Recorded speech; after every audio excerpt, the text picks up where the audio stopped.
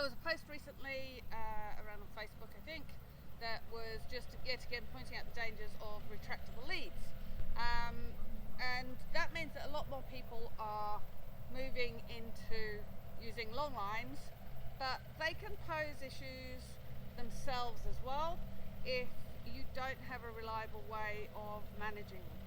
So just a few really little basics.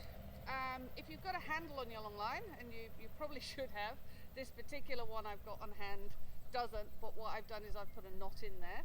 But if you have a handle on your long line, the first thing you do is put your hand through and then hold on to the lead like that. That's just a really secure way of knowing that you've got that leash in your hand, but that if you do need to let go for another safety reason, then you can still do that also. Then the second step that I take is I start to ribbon the excess long line into my hand like this. The reason that I do that, Henry, head, come here. The reason that I do that is because if I want to then let out some long line, yeah, good boy. You saw someone, did you? Good lad. Good. If you want to let out some of those loops, you can do so without it getting wrapped around. Yes, good boy. Very nice. Without it getting wrapped around your hand, like that. So, again, once you've got your lead in your hand, good boy. I know you're seeing something, aren't you? You ribbon the excess long line up, good boy. And then I'll clip the end onto the dog, onto the back. I always use a harness with this as well, because I tend to find that a lot less, you get it tied up a lot less in the feet. You can keep it off the ground a lot easier, and it's just a lot easier to manage. Plus, if there are any incidents, then you're spreading the weight around the entire harness rather than putting pressure on the neck. So I do like to use them primarily on a harness on the back fasten, if I can. Okay, so once I've ribboned up the excess in my hand, I also like to keep myself a nice big smile in the leash. That's what we call it. And you can think of that as kind of a braking distance as well. So if I wanted to then stop the dog from moving off, if Henry did see something that you wanted to run after, and I wanted to stop him from moving off, then I have a certain amount of braking distance that I can let that leash just slide through my hand before I put increasing pressure on it to stop him. That's just called a bit of a slow stop, which means that you're not going to jerk the dog to a full stop, which will just put more stress both on you and the dog, physically and emotionally. So that's a little subject in and of itself, how to do a slow stop. Now as we move around after the dog, what I tend to do is I keep the leash at that kind of level. So if the dog moves around, come on, Hen, do you want to go find a treat? Find it. The dog moves out, I just end up dropping those loops, and then as the dog moves back in, I loop them in again.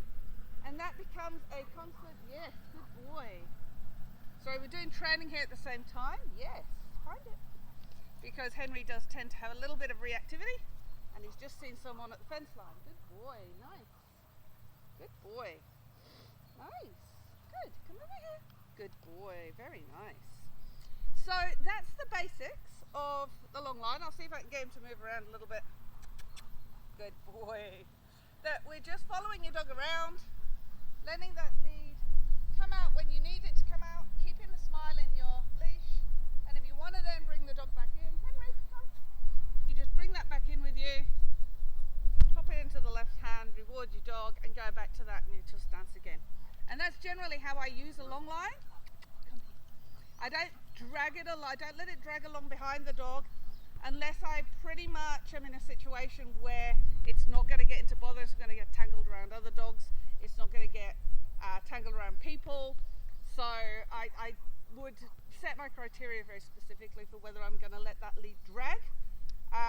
And hopefully by that point that you're thinking you might want to let that lead drag, you're probably starting to trust your dog anyway.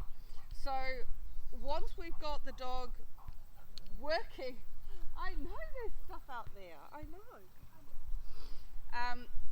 Once we've got the dog working nicely on a long line, we know when we call him he's going to come back.